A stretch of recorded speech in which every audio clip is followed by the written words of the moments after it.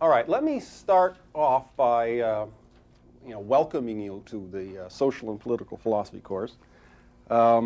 This is going to form an introduction that doesn't specifically require any preliminary training on your part. I'm not going to presuppose that you've had any philosophy or any political science or anything like that.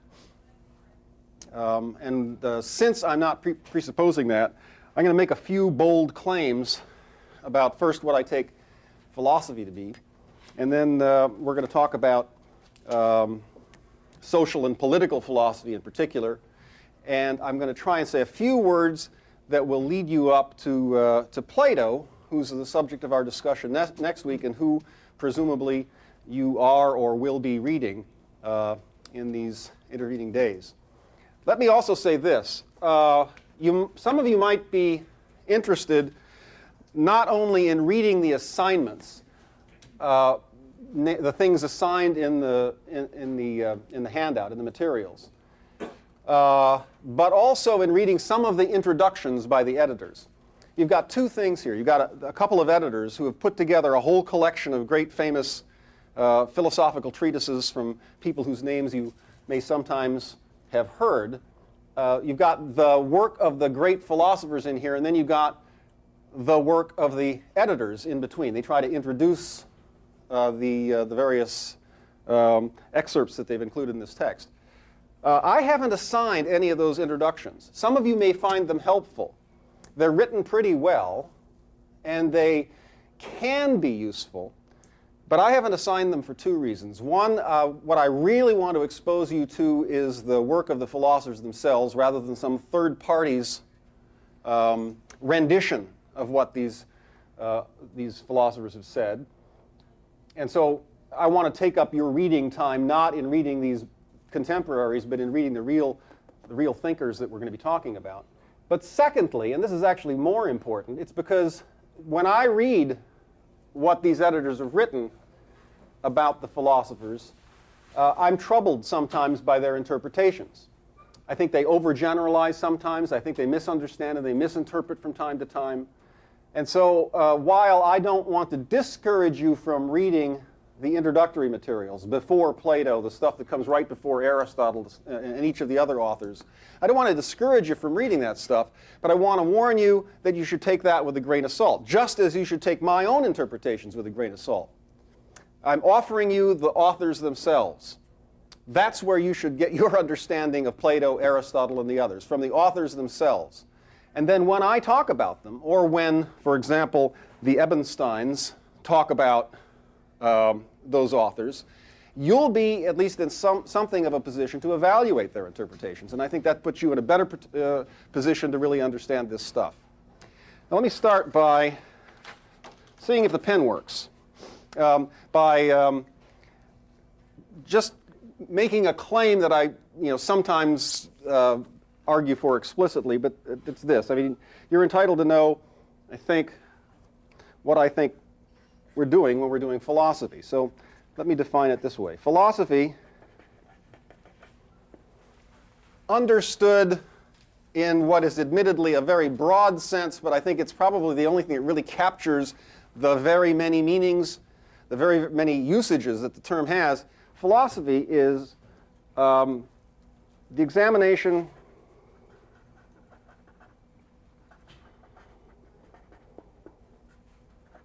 of questions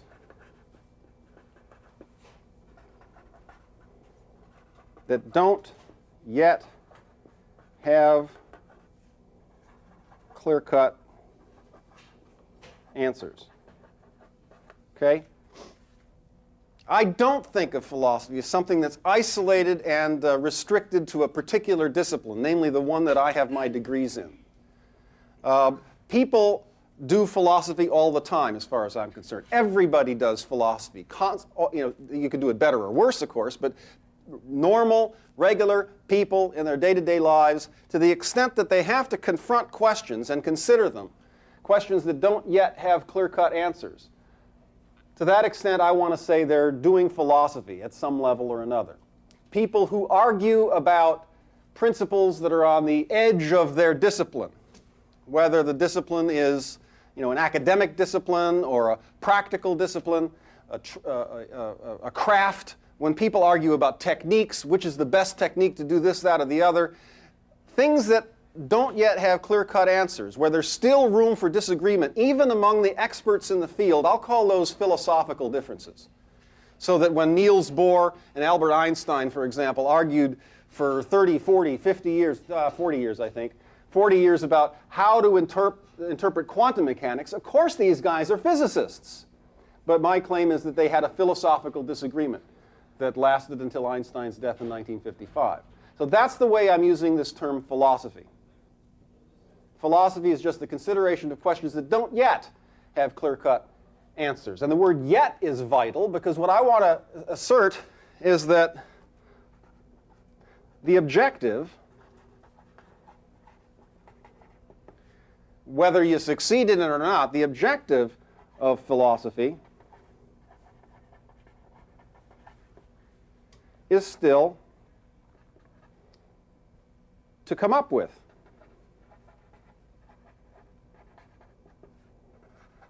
clear-cut answers. It is not the objective of philosophy, I claim, to entertain yourself with the aesthetic pleasingness or beauty of the many, many different ideas and theories that different people have had through time. Now that's something that can be pleasing. I mean, it's interesting to see what peculiar things different people think.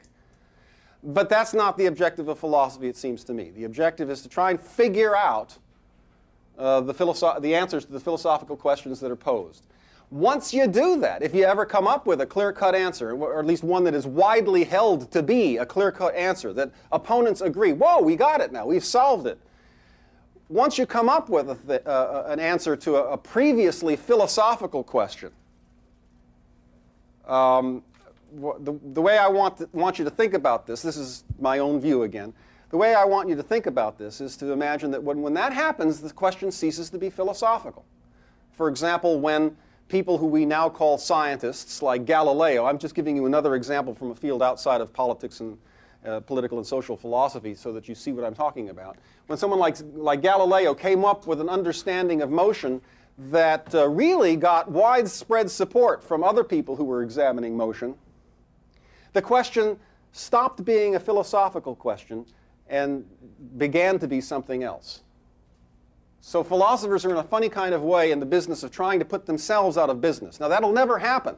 The more questions we answer in a clear-cut way, the more questions get raised that don't yet have clear-cut answers.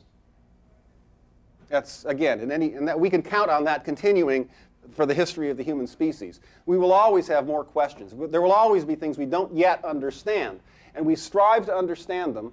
And to the extent that we're working sort of at the edge of our understanding, then that's more or less the area that I want to call philosophy.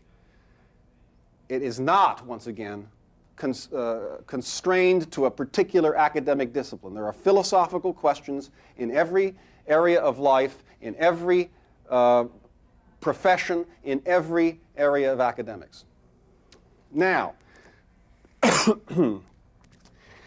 what does that mean then about the nature of philosophy? Well, by and large, it'll tend to be theoretical and abstract. We're talking about explanations here. We're not talking about things that are as yet simply unknown. It's not that the question about how many planets there might be around Alpha Centauri It's not yet that it doesn't have a clear-cut answer. I mean, it's bound to have a clear-cut answer, right? There is some number of planets, 0 to some large number, probably not very large. There is some number of planets that Alpha Centauri has. There's a clear-cut answer. We just don't know what that answer is. That would be an empirical matter. If we can ever get up there and look, or send machines that can get up there and look, or interpret data that we can get from here more clearly, we can answer that question. That's not an explanatory or a theoretical question. Philosophy really does mainly focus in on stuff that's theoretical and more abstract, not concrete issues. That's what philosophy does. But I don't want to leave with the impression, again, this is all by way of preface here, I don't want you to leave you with the impression that I think that theory can be cut off from practical matters or concrete questions. Some of you have taken courses from me before where I belabor this much, much more. I'm trying to just sort of rehearse this really briefly for those of you who haven't heard me say it, because I want to make clear to you where I think we're working, what the area is that you're going to be introduced to. You've often heard the expression, well, that works very well in theory, but it won't work in practice, right? I think every language that I have ever heard of has some sort of equivalent of that commonplace wisdom. People will say, well, that's fine in theory, but it doesn't work in practice. Now, I confess, I admit that that has a meaning that I understand, and I know what people are saying. But what I think they're saying is that it's a crappy theory. It's a bad theory. And they're just being polite. They're trying, for some reason or another, not to say that. And I think that makes sense, because I can't make sense of the idea that something would work fine in theory, but not in practice. It seems to me that the test of theory is practice. What makes a theory a good theory is that it works in practice. And if a theory doesn't work in practice in some way or another, then it's useless. There's no point to it. There are theories, of course, that have nothing to do with practice. There's stuff in abstract mathematics, multidimensional geometries, which are purely abstract. But even there, one mode of axiomatizing some non-Euclidean geometry, for example, might be more practical than another in accomplishing certain ends that mathematicians have. The whole point of theory is to somehow or another be applied. And so here too, in philosophy, we're trying to grapple with questions that don't yet have clear-cut answers. The attempts that we make are abstract and they're theoretical, and yet the proof of the pudding has to be in practice somewhere or another. Now, I've just been rambling on. Are there any comments that you'd like to make, or criticisms, or observations, or questions that you'd like to raise? All right. Now, social and political philosophy, then, in particular, would be the consideration of questions that don't yet have clear-cut answers that arise in the social and the political realm. Relatively theoretical and abstract questions. Questions in calling for justification. Often normative questions. In this particular field, normative questions are dominant. And by that I mean questions that have to do with oughts, shoulds. How should things be? What's the best way to do things? Now, having said all of that, I have to ask you what you think, then, the difference might be. This is just this is kind of a question that asks you to apply things that I've just said to this difference. What's the difference between social and political philosophy on the one hand and social science? And by the social sciences, and we get back to this, I mean such things as sociology, political science, things like that. And while you're thinking about that, this is a disclaimer. It's an important disclaimer. See what it says up here? It says, philosophy is the examination of questions that don't yet have clear-cut answers. And I've just given you this definition of philosophy. Let's say I would ask you to consider the following question. What is philosophy? Now there's a question, right? Is that a philosophical question? Sure it is. So what I've just offered you is a particular position on what is itself a philosophical question. You will find huge amounts of debate. The reason I'm going on and on about this, and I do this in some other classes as well, the reason I make this point is because the 20th century has had lots and lots of different theories about what philosophy is. As a matter of fact, sometimes it seems that philosophers have been obsessed, and then occasionally some non-philosophers who are really trying to figure out what is it that those philosophers ought to be doing. They're trying to figure out how to pigeonhole and characterize philosophers. The 20th century has been obsessed with the question, what's philosophy? Reason being that in the last 300 years, question after question after question after question has gone from the area of what I've called philosophical questions to the area of what may be more properly called scientific questions. There have been more and more things that people used to debate, that people at the state of the art in their field of inquiry, they used to argue about and debate, but more and more there has been a tendency, quite admirable, for reasonably clear-cut answers to be given to those questions, especially in the sciences, in the natural sciences in particular. The natural sciences have kind of emerged, with the exception possibly of astronomy, which has been pretty scientific for a couple thousand years at least, but the sciences like what we call physics and chemistry and biology, those sciences have largely emerged in the last 300 years out of a much, much older philosophical tradition. So there's been this, the phenomenon of academic departments has arisen. So there's now a physics department and a chemistry department and all these things. They didn't used to have those departments. Isaac Newton was the chair of natural philosophy at Cambridge University. And Adam Smith, one of the founders of modern economics, was the chair of moral philosophy at the University of Edinburgh in Scotland. Yeah?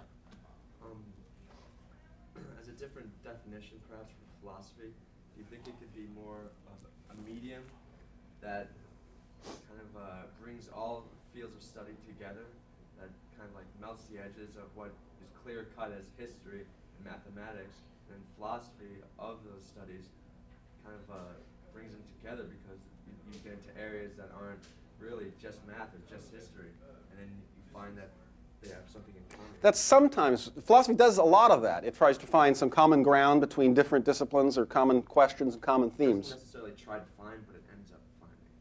Oh, whether it wants to or not. Well, it's not like a being, but you understand what I'm trying to say. I do understand what you want to say, but it's, for my purposes, that's a little too narrow. I mean, I want to agree with you that it does that stuff. You get philosophy of science, you get social and political philosophy, and curiously, what's interesting is that themes that came out of social and political philosophy have now been applied to the study of the growth of science with some, at least, interesting results. Interesting results about the history, the growth of science, looking at science not as some sort of body of knowledge, but as a dynamic, growing, amorphous, there's lots of different sciences, lots of different things, amorphous practice or undertaking. So what you say is right. I mean, that's done in philosophy. Philosophical inquiry can lead to the results that you speak about, but that's not what it always is. I want to incorporate even such things as people's philosophies of life. I want to talk about philosophical differences that people might have about techniques in, I mean, this sounds really silly, but I mean, there could be, if you take seriously any kind of undertaking at all, engineering, for example, there may be differences among the best practitioners in the field about how best one ought to proceed in this particular undertaking. And that the best practitioners in the field might acknowledge Well, I think the one that I recommend is best, but I have no way of demonstrating that yet. And I know that there's this other way of doing things that might be the best way too. So far, it seems like it's a toss-up, but I really like mine best. Wherever there are those differences in principle, and where there does seem to be, there should be some answer out there, but it's not available yet, I want to say that those practitioners have philosophical differences. I want to keep philosophy from being associated with a bunch of particular academics in a particular department. That seems to me to be alien to the whole history and spirit of philosophy. But again, what you propose is very close to one of the proposals that some other perfectly good philosopher or thinker. I mean, that's an opposing understanding of philosophy. It doesn't do what I want it to do. It's a good. I understand it. It's good. It's accurate as far as it goes. But it would rule out, I think, such things as philosophies of life, wouldn't it? I think then by a field of study, what I meant is anything that you think about, anything you do day to day when you shop, that could be a field of study in itself. How you go around, and there are questions about that, and then there could be a philosophy of that, and that connects it to any other part of your life. So I guess it can. Amorphous is a good word. It's like always changing and abstract. All right. So it's not defined. I don't think philosophy is defined. That was a good point you brought up with that. Is that you can't just single out and say that this is what philosophy is, because that's just one point of view and it's always changing. I'm just going to say we're kind of discussing the difference between, or starting to discuss. A little louder, please, so I can hear you. The difference between the social sciences and the social and political philosophy. That's what we're about to get to. Yeah. Well, basically, I would figure there's not so much that the philosophy that it's just abstract and there's nothing to it. That it's just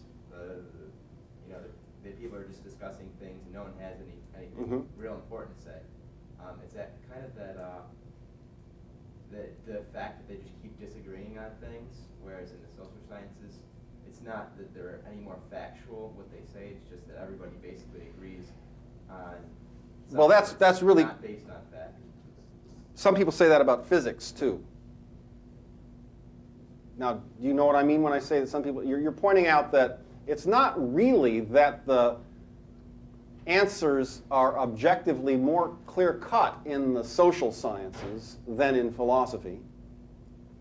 It's just that they have, for one reason or another, agreed to agree. Is that what you're saying? In the social sciences, they happen to agree on answers more in the social sciences than in philosophy. I understood what you said? Yeah. Basically, it's not that there's more facts there. It's just that they agree on the different points of view that they. Well, I wonder if we're going to keep going. Yeah, I wonder if we're going to keep going like this through the quarter, because what we're doing already today is crossing a line that is which is a wonderful line to cross. I made mention for the fact that techniques that have come out of social and political philosophy have been used with some interest value in appraising the growth of science. I wonder if we're going to be consistently comparing social and political philosophy with the natural sciences like physics and chemistry. It's a very interesting thing to do. It's also interesting to compare the social sciences with the natural sciences. But here's why I'm saying that. Thomas Kuhn, I'm going to put this down because this is important. This is important for another discipline.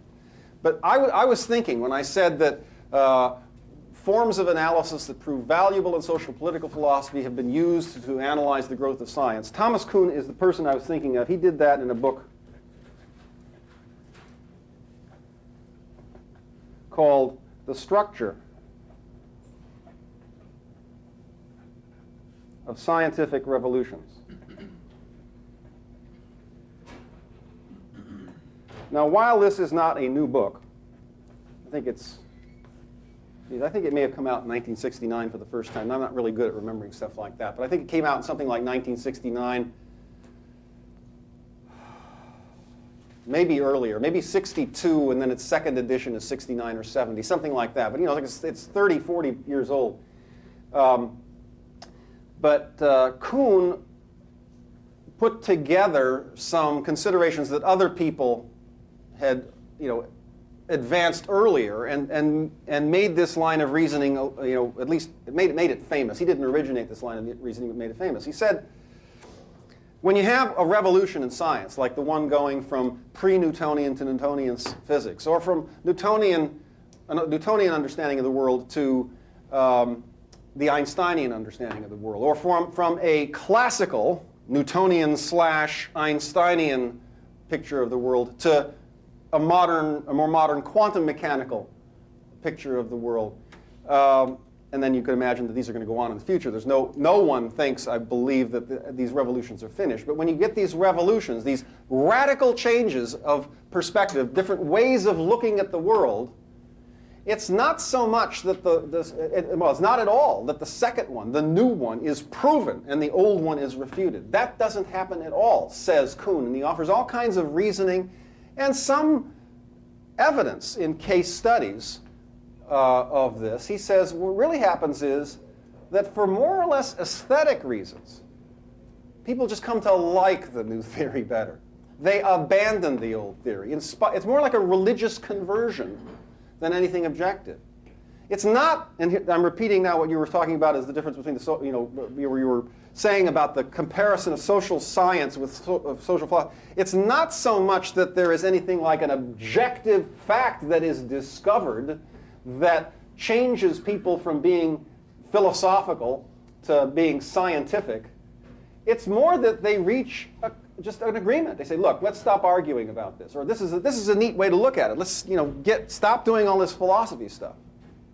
Now, that means that the difference between philosophy and science, whether it's philosophy of social science or philosophy of the natural sciences, the difference is maybe a lot more sociological than anything else. It has to do with the way the community of practitioners decides to do its work.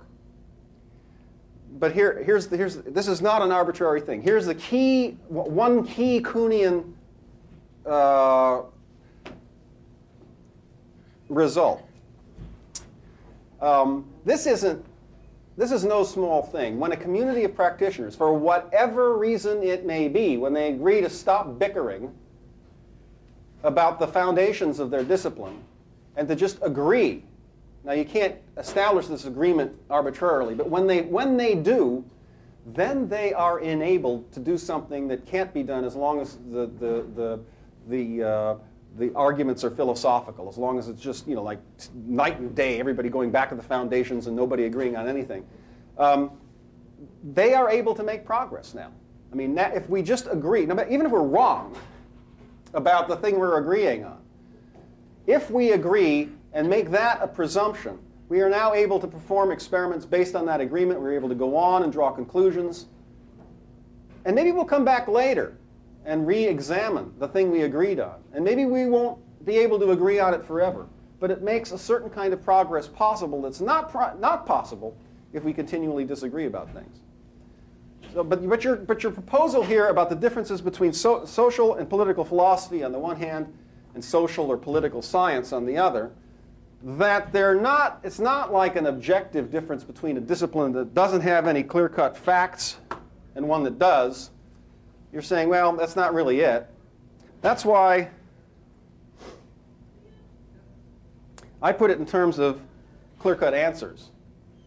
I mean, if there are, and again, I think maybe what I have to do is to revise it to some extent in light of what you say. I have to say, well, it's when there is widespread agreement among the community of practitioners that a certain question has been settled and we can move on now. That's when a discipline, an area of inquiry, goes from being philosophical to scientific. What we should get out of all of this, though, is a bunch of things. I hope that this difference, I'll start a new piece of paper here, between social, political philosophy and social, political science. I'm going to claim that it's not a real hard line. It's not easy always to tell what's scientific and what's philosophical. Partly because it's hard to know, because the issue about which things have clear-cut answers is in large part a matter of perspective. Some people might think that a question has been settled, that it has a clear-cut answer, and other practitioners of the field might still continue to say, no, it has not yet been answered. There's a subjective element to the issue of which questions do have clear-cut answers and which ones don't. It's a fuzzy issue. It's not easy to see how to resolve that. It's not written on the bottom of a rock anywhere. It's not, you can't just turn over the rock and say, oh, there, clear cut. It's not like that. So, one, the difference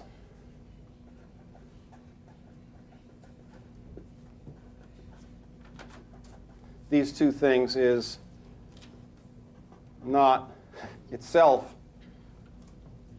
always easy to determine.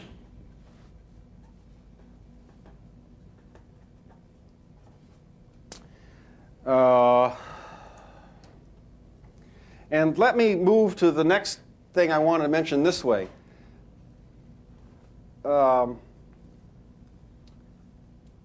Different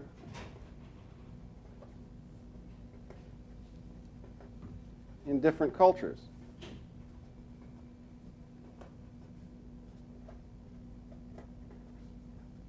Now, as a particular difference, the social sciences in Europe, as they're practiced in Europe, are much closer. They look much more like philosophy than the social sciences, by and large, as they're practiced in the United States. Now, even in the United States, things differ from university to university in the social sciences, from academic department to academic department. But the departments that tend to be more philosophically oriented are thought of also as more or less European oriented. In the American tradition, there has been an effort to really make the social sciences as scientific as possible. And what that's meant is a restriction to certain kinds of questions. Wherever. Now, again, there's also differences the other way. There are European departments of social sciences that have now kind of moved to the American way of looking at things. And there's a lot of flux here. And there's a lot of individual differences among the individual practitioners of the social sciences. But the basic idea is this. In what I'm going to think of now for, just to be able to speak quickly about this as the American tradition. In the American tradition, the attempt has been made to focus on questions that really do have clear-cut answers. For example, you do demographic studies about how different people in different parts of the city tend to vote. You can do this with polls, you can do this with all kinds of surveys, but it's a question that at least in principle has a clear-cut objective answer, right? How do people who have this economic background tend to vote? How do people who have had this experience in their lives tend to vote? Questions that may have objective answers. And then the work of the social scientists, and again, I'm just sort of focusing on a particular kind of example. The work of the social scientists would be to try to analyze different dynamics of such tendencies. I mean, there's room for theory there, but the theories are going to be about concrete things, not questions, and here's what's notable, not questions that are so explicitly laden with norms like how things should be. Not questions of the kind that we're going to address ourselves in social and political philosophy that discuss what human nature may be like, or how people need to relate to one another, or what has to be done in order to accomplish the greatest happiness for the greatest number. I mean, these are less empirical, less observational, these are questions that are relatively more normative, more abstract, and that has been the difference between the European and the American, what I'm calling the European tradition and the American tradition. European is more philosophical. American is less. Okay?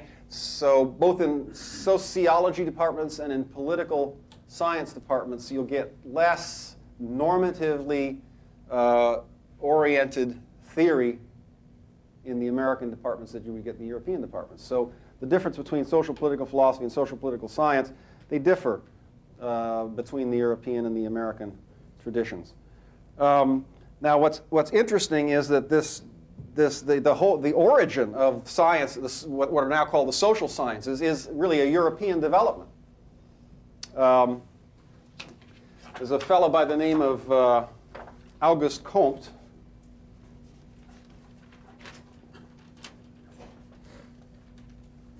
who in the last century, 140 some years ago,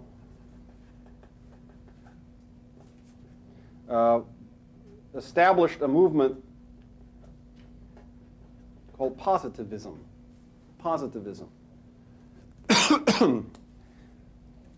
Especially in the light of all the remarkable success of the natural sciences by that time. And by the natural sciences, again, I'm talking about physics first and foremost. It's been the most successful of the natural sciences, at least up until the 20th century, when we've had remarkable breakthroughs in some of the other natural, that is, non-social sciences.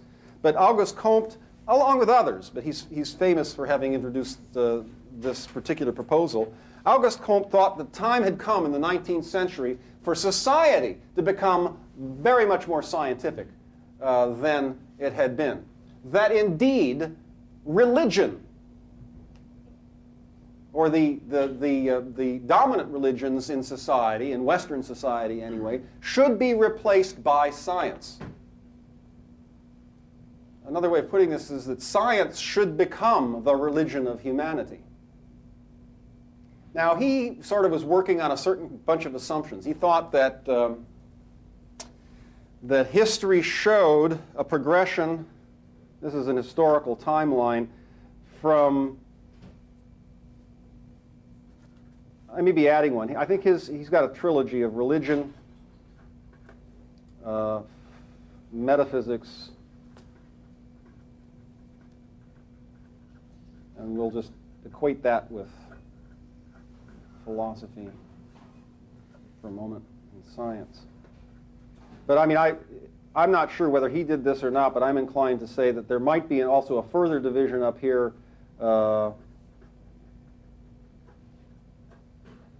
mythology to some more or less organized religions to metaphysics and then to science. And this is a positive development. It's a historical development of humanity from more primitive ways of looking at things to less primitive ways of looking at things. Now, you'll probably recognize this. This is not an uncommon perspective.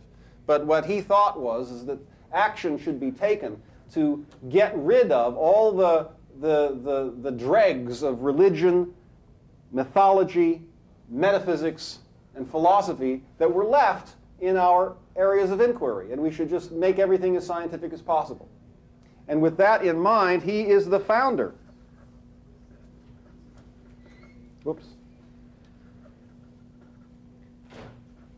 of modern sociology as the science of society. And political science owes its origins to the same positivistic movement. There's the science of politics. Now, you can judge yourself just how scientific sociology and political science are.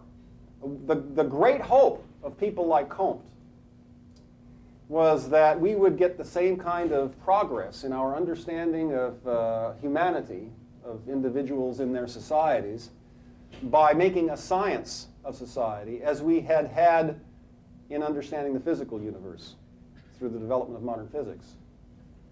And his idea is we do real good science here. Instead of all this theorizing, all the stuff that we're going to do,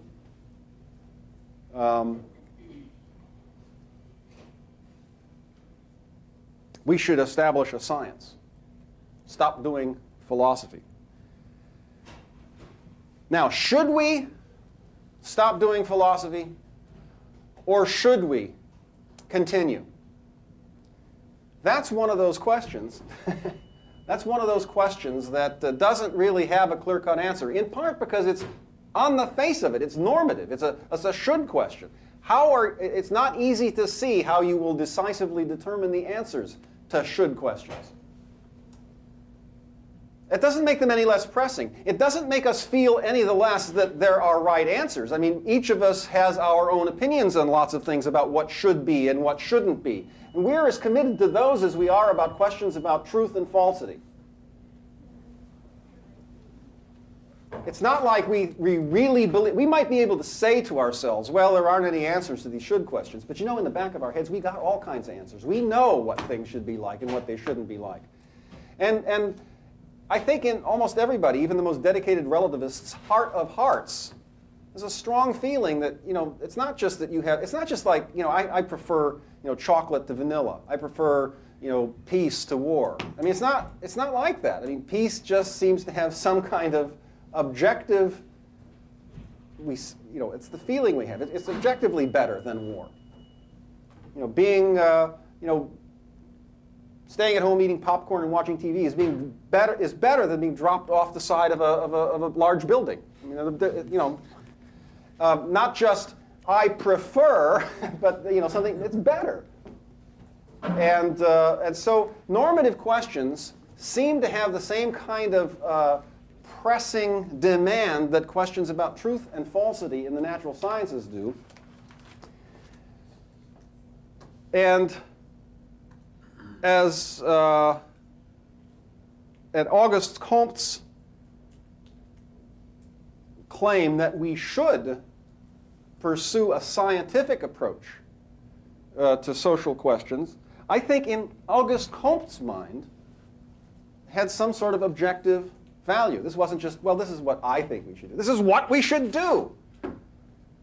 But unfortunately, that makes Auguste Comte a philosopher, at least on this particular issue. He is taking a philosophical position on a philosophical issue, namely, how shall we pursue, what's the right way, the proper way, the best way to pursue the study of society.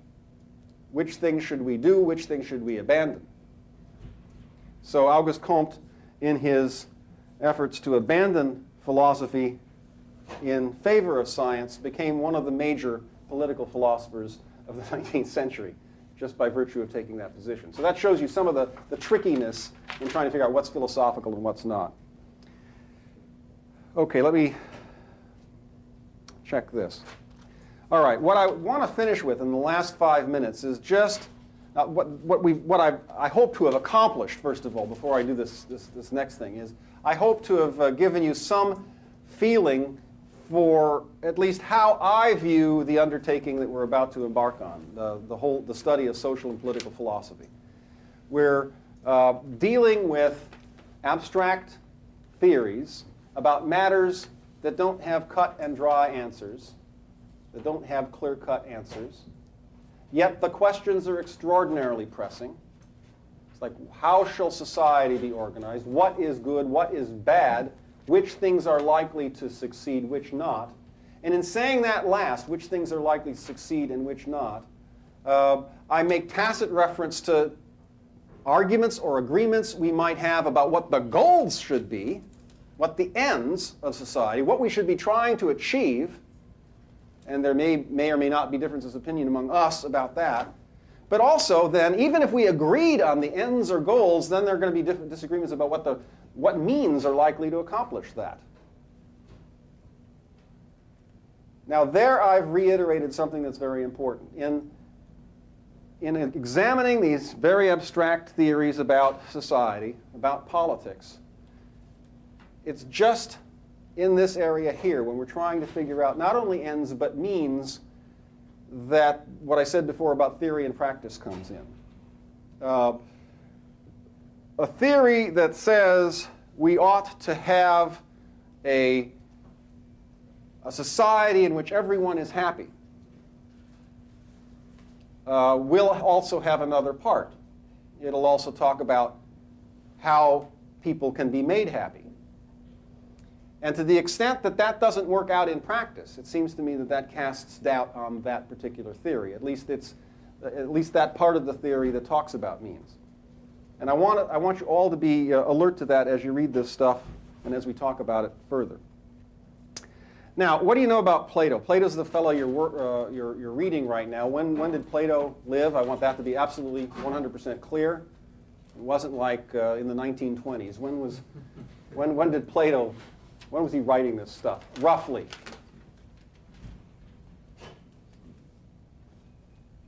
This is where you come in. This is where you say something. Rough estimate.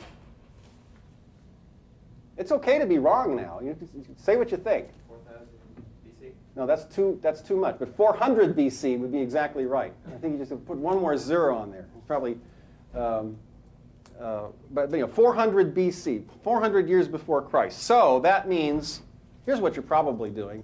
That means it's, what, nearly 2,400 years before us, right? 2,400 years ago, 2,400 years ago. How many of you read Plato before? Okay. You won't be surprised, perhaps. Maybe you might be surprised by this. This is a more sustained dialogue than some others. This is the Republic. This is the thing he's most famous for, and you're only reading excerpts here.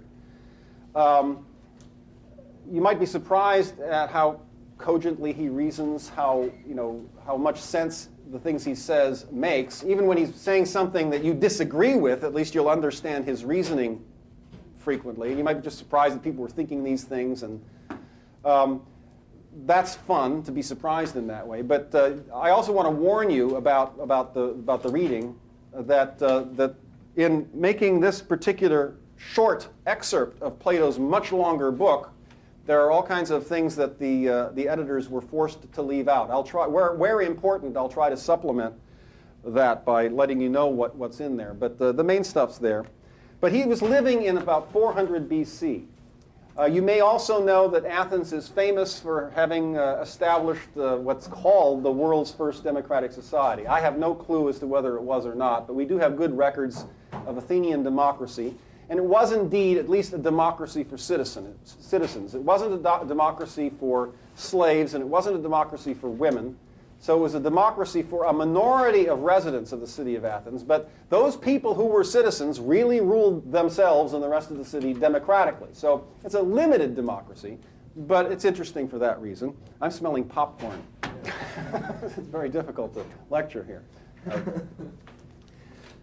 But in any case, it's a limited democracy, but I got to tell you that it has just been eclipsed.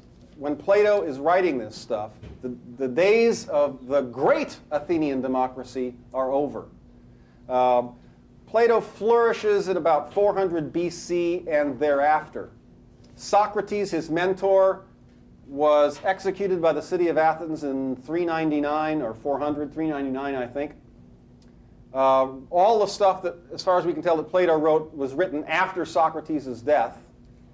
But in 404 BC, Athens just emerged from a war that had been going on for 27 years with Sparta, and they lost.